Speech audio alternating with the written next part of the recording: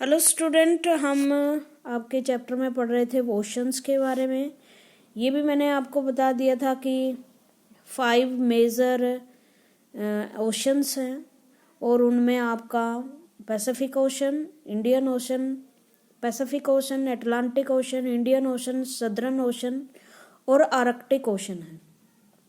ठीक है, ये साइज के अनुसार ही बताए हैं। सबसे बड़ा पैसिफिक ओशन है, उसके बाद अटलांटिक महासागर, उसके बाद इंडियन ओशन जिसे हिंद महासागर भी कहते हैं, सदर्न ओशन जो अंटार्कटिका महाद्वीप में है, साउथ की तरफ है, और आर्कटिक ओशन जो उत्तर में है। इसमें क्या है, 3 तरह के करंट हैं, 3 तरह की मूवमेंट है, ये याद रखना। वाटर ओशन की एक वेव्स लहरें आती हैं, एक टाइड ज्वार भाटा और दूसरी धाराएं चलती हैं। पैसिफिक ओशन के बारे में मैंने बता दिए थे, ये लार्जेस्ट है, 1/3 एरिया में है। मैरियाना ट्रेंच सबसे गहरा इसका गर्त है जो अब तक का नोन है, मतलब मिला है अभी तक। हो सकता है कि और भी बहुत सारे हों। और उसके बाद हम साउथ अमेरिका ये बता रखा है कि किस किस के चारों ओर है। अब हम पढ़ेंगे Atlantic ocean. Atlantic ocean is the second largest ocean है, सबसे बड़ा है दुनिया में। ये ए शेप सबसे मतलब सेकंड है, पैसिफिक के बाद बड़ा, ए शेप में है। It is flanked by north and south America, south और नॉर्थ अमेरिका में है ये। On the western side, west की तरफ, और दूसरी तरफ के यूरोप और अफ्रीका है। कोस्ट लाइन जो है अटलांटिक की, सबसे जरूरी जो बात जानने की ये है, कोस्ट लाइन होती है जो समुंदर का तट होता है। ये इसमें देखो आप, ये तटीय जो इलाके हैं ये इस तरह से दंतुरित है, मतलब दांत होते हैं ना, ऐसे है। और ये दंतुरित जो तट होते हैं इस तरह के, वो बेस्ट होते हैं समुद्री जहाजों के उतरने के लिए, समुद्री जहाजों के खड़े होने के लिए, उसे लोड होने के लिए। जब हम किसी भी जहाजी अड्डा बोलते हैं, नेवल जो पानी के जहाजों का अड्डा होता है ना, पोर्ट, या जिसे हार्बर भी बोलते हैं, ये यहाँ नेचुरल रूप से बने हुए हैं। इनको बनाने की जरूरत नहीं है। कई जगह बनाने की जरूरत पड़ती है क्योंकि आप सामान लादते हो, दूसरे देशों में भेजते हो, दूसरे देशों से सामान आता है, तो इस तरह के जो पोर्ट है या हार्बर बनाए जाते हैं। बट अटलांटिक महासागर की विशेषता है, ये हाईली इंटेंडेड है, दंतुरित है, मतलब कटा फटा तट है इसका। This irregular and intended coast line, ये कटा फटा और इरेगुलर जो कोस्ट लाइन है वो आइडल लोकेशन है नेचुरल हार्बर्स और पोर्ट्स के लिए। From the point of view of commerce it is the busiest ocean, और बिजनेस की दृष्टि से, ट्रेड और व्यापार की दृष्टि से सबसे बिजी ओशन है। सबसे ज्यादा जहाज यहाँ से गुजरते रहते हैं।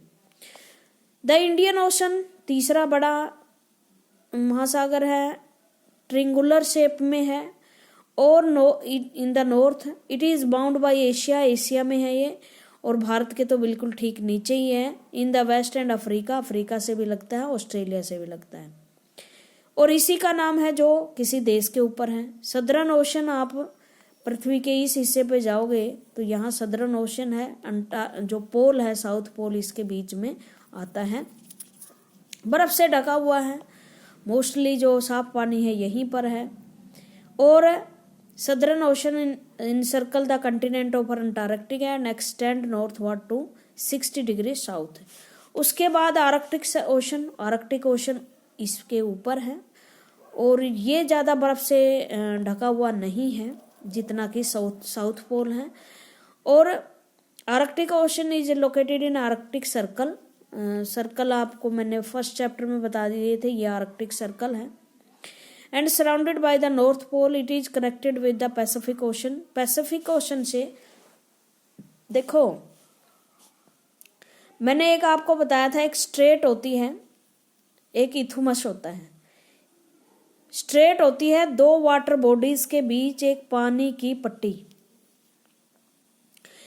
जो ये आर्कटिक ओशन है और पैसिफिक ओशन है, इनके बीच में एक पानी की जलीय पट्टी है जिसे बेरिंग स्ट्रेट कहते हैं, जिससे वो दोनों आपस में जुड़े हुए हैं।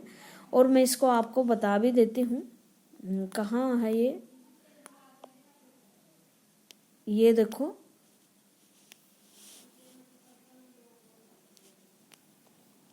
ये जो जगह है इसमें इधर दिखाई पड़ेगा आपको।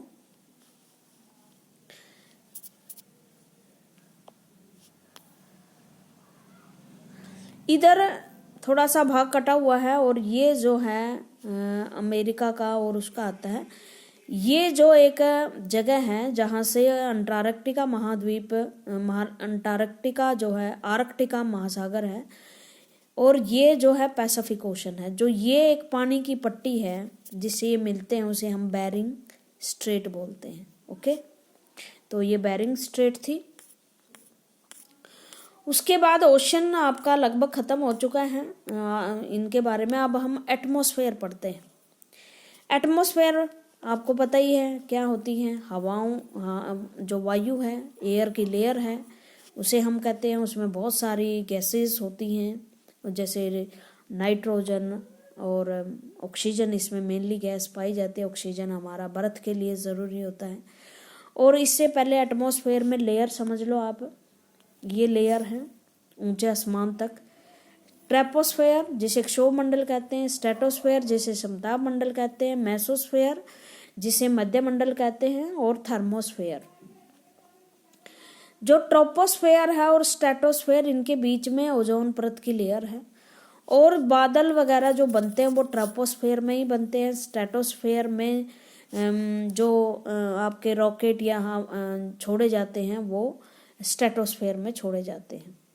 ठीक है, क्योंकि यहाँ जो बादलों की गतिविधि वो कम होती ही नहीं है, मतलब नील होती है। उसके बाद जो रेडियो वेव्स आती हैं वो भी आपकी आयन मंडल है कि यहाँ वहाँ से आती हैं। और जो जैसे जैसे आप पृथ्वी के ऊपर जाते हो हवाओं का दाब कम हो जाता है, हवा खत्म हो जाती है, स्ट्रेटोस्फेयर तक ही दाब रहता है। और इस वजह से प्रेशर कम हो जाता है, और प्रेशर कम होने की वजह से वहाँ सांस लेना मुश्किल हो जाता है, जिसके लिए सिलेंडर की ज़रूरत होती है। कई बार आप पहाड़ों पर चढ़ते हो तो आपको सांस लेना में दिक्कत होती है, खून नाक और कान से खून बहने लगते हैं, तो वो इसी कारण है क्योंकि प्रेशर कम हो जाता है।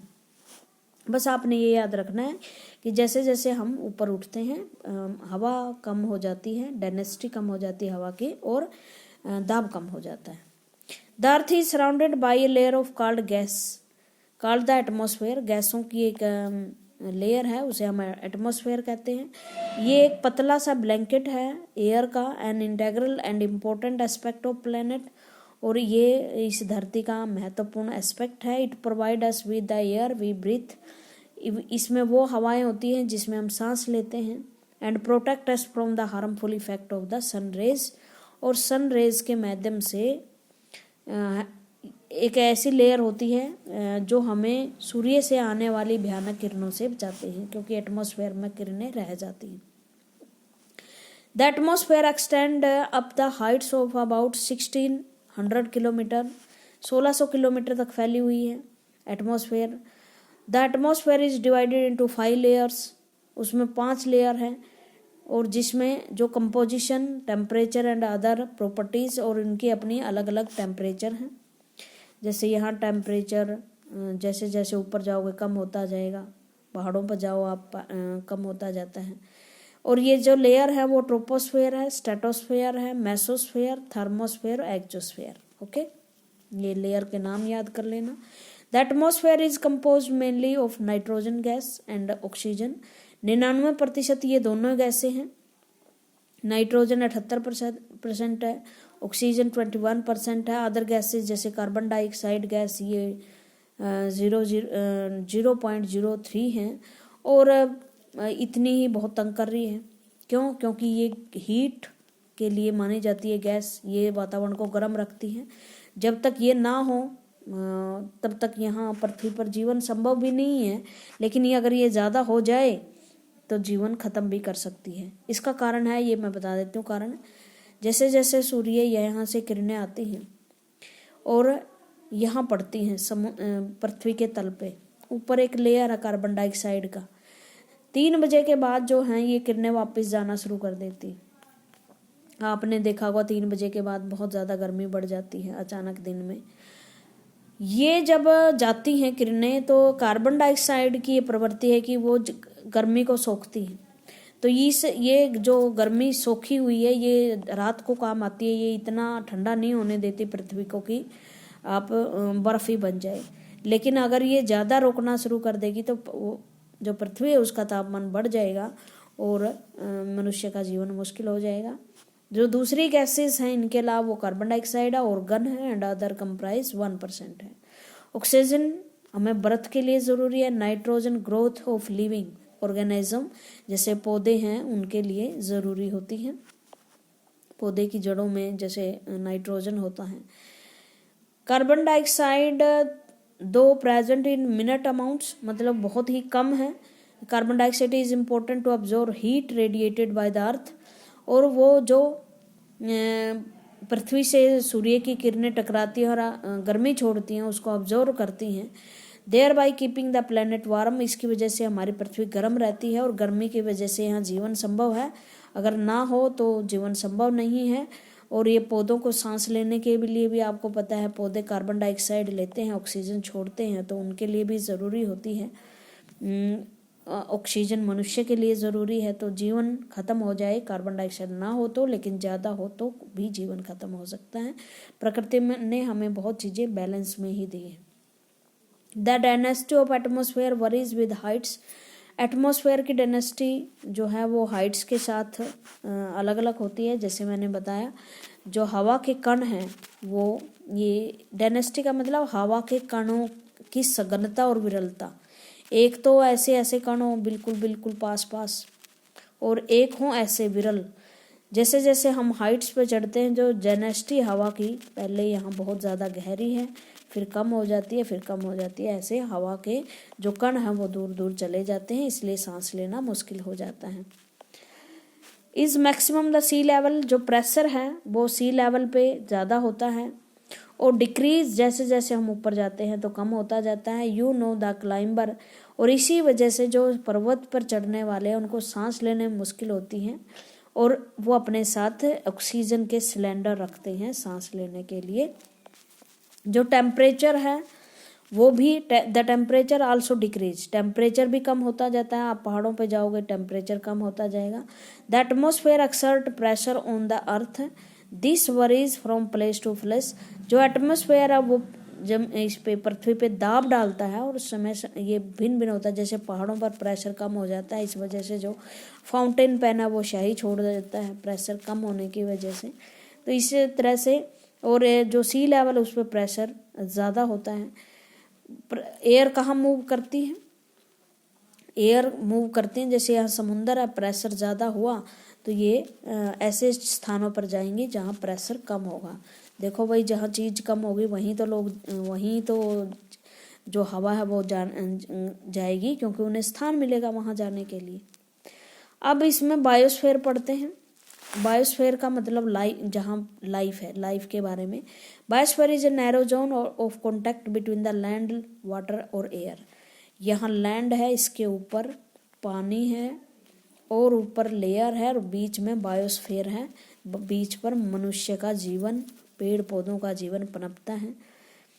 It is in this zone that life that is unique to the planet, और ये प्लेनेट यूनिक इसलिए है, यूनिक का मतलब अपने आप में ही अद्भुत है, दूसरों से मेल नहीं खाता। क्यों? क्योंकि इस पर लाइफ संभव हुई है। अब तक का ये सबसे खोज ऐसा ही प्लैनेट है जिसकी खोज हुई है जिस पर जीवन संभव है। ठीक है, ये जीवन आप देखते हो, हाइड्रोस्फेयर, एटमॉस्फेयर, लिथोस्फेयर और ये biosphere. Okay, species of organism that is in that size vary in size and microbes and bacteria to huge mammals।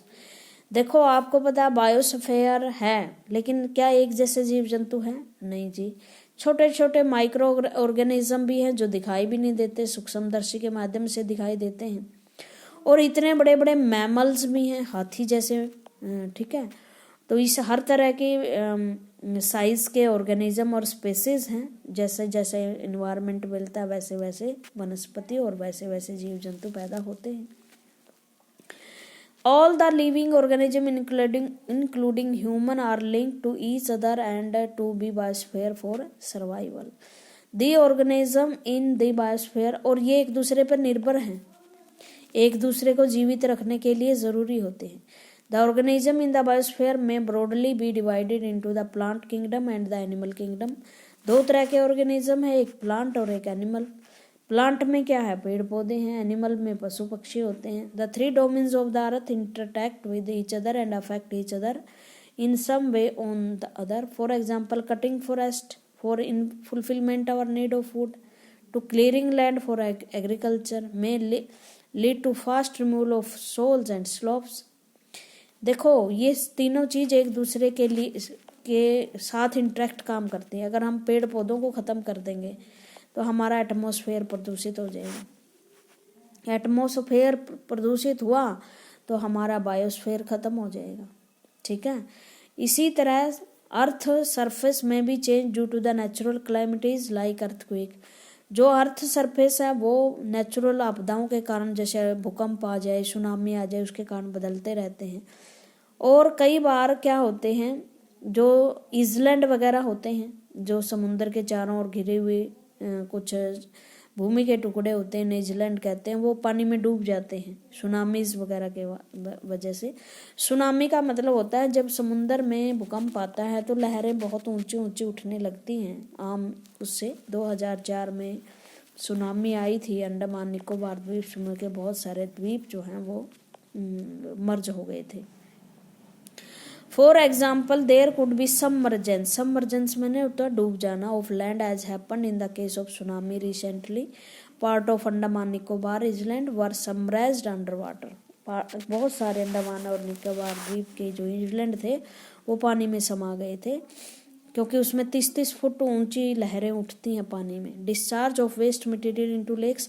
और कई बार हम नदियों झीलों में पानी जो वेस्ट मटेरियल है, केमिकल उद्योगों से निकलने वाला कचरा डाल देते हैं, तो वो जो जीवन पनपता है वो ख़त्म हो जाता है। जैसे गंगा में डॉल्फिन ख़त्म होती जा रही है क्योंकि हम उसमें कूड़ा कचरा मिला रहे हैं।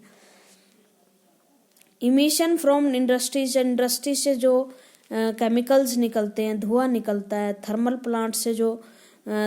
प्लांट एंड व्हीकल से जो धुआं निकलता है हमारा एयर पोल्यूशन करता है, उससे कार्बन डाइऑक्साइड गैस रिलीज होती है।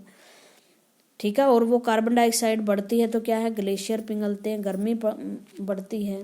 गर्मी बढ़ने की वजह से फिर क्या होता है, ग्लोब का टेम्परेचर बढ़ता है और ग्लोब में जहाँ पर बर्फ़ होती हैं वो पिघलने लगती हैं, जल्दी सी पिघलने लगती है तो समुद्रों का पानी बहुत ज़्यादा हो जाता है, और जिसके कारण आसपास के जो इलाके होते हैं वो पानी में डूब जाते हैं। तो इस तरह से सारी जो चीज़ें हैं वो बैलेंस्ड हैं, नेचुरल रूप से बैलेंस्ड है। और अगर हम इनका बैलेंस खराब कर देंगे तो जो जीवन है वो भी ख़त्म हो सकता है पृथ्वी से।